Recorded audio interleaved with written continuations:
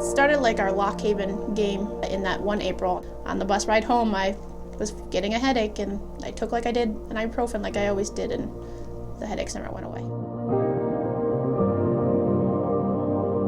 I was in a lot of pain. It was just kind of agony, like bending over agony. Like every game I wanted to be there, but I wanted the pain to go away at the same time.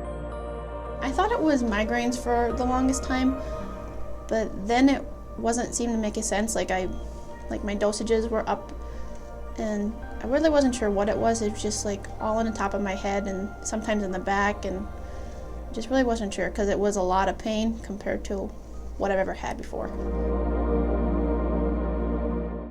I had my appointment at 11 a.m.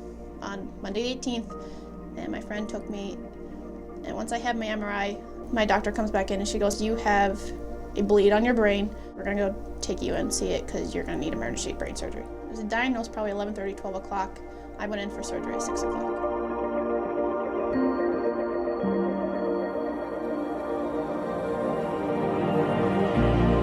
I'm sure that's the first thing I thought about after I come out was like, am I going to be okay for spring this season, or am I going to have to take the year off, or am I done? Both my physical assistant and my surgeon came in to see me the next morning, and my whole family was there, and we're asking just a couple questions of what all we need to do. And then I asked, it's like, so am I gonna be good to play softball? Is that a possibility? He goes, yeah. He goes, spring should be okay. And I was just mentioning some of the alternatives that we, like, luckily the softball world has now with like masks or additional helmets and stuff. Just like even walking sometimes, I know in the beginning was tiresome because they said, you know, we want you off your feet as much as possible, because I had to work back to even just walking and standing for a long period of time just from having surgery on your brain, and especially being on the side that controls all your motor skills.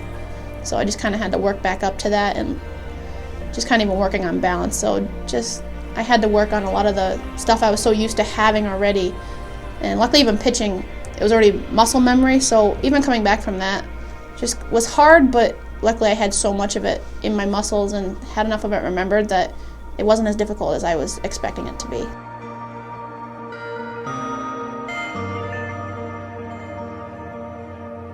I had an appointment on December 18th, which would be 4 months exactly of my surgery, and I actually got cleared that day that I'd be good to go and play for spring and do any physical activity.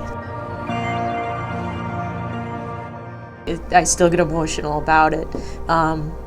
It was amazing to see her come back, fight through everything she did, and just still have that desire, like always through the whole process, just to come back. Like that was the ultimate goal. Like there was never a thought in Ashley's head that she would never play again. I first went on the mound, I was really nervous, and then someone was like, well, why are you so nervous? Like, you're okay, you're okay. It's like, I don't think a lot of people knew I never started a game. It really didn't cross my mind that she would get back on the field as soon as she did. I just, in my mind, was having to go without her, and how are we going to do that? I would never have thought I would have pitched as well as I did going through what I did in the fall. I thought it would be like trying to start all over again with first learning to throw, but it really wasn't.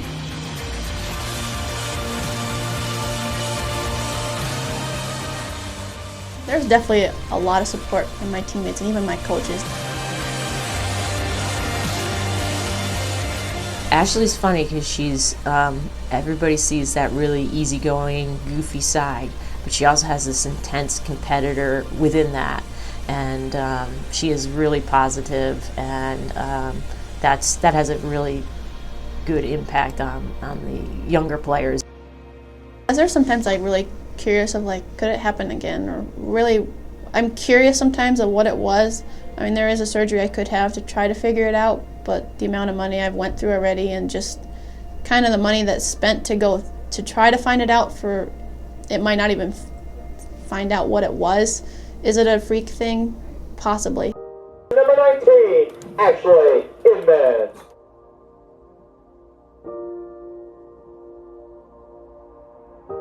Anybody that starts having headaches for longer than, 14 hours is abnormal. It's like, go get it checked out. It could be migraines and this and that, but it might not be either.